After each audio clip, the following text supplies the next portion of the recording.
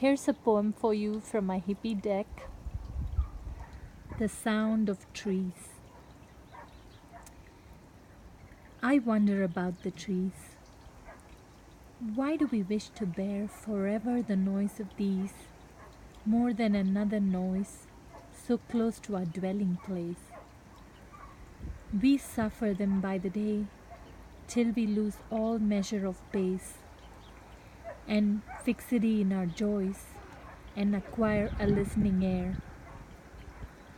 They are that talks of going, but never gets away, and that talks no less for knowing, as it grows wiser and older, that now it means to stay.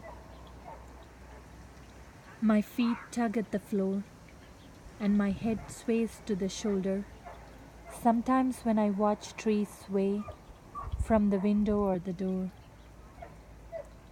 I shall set forth for somewhere, I shall make the reckless choice, and some day when they are in voice, and tossing so as to scare the white clouds over them on, I shall have less to say, but I shall be gone.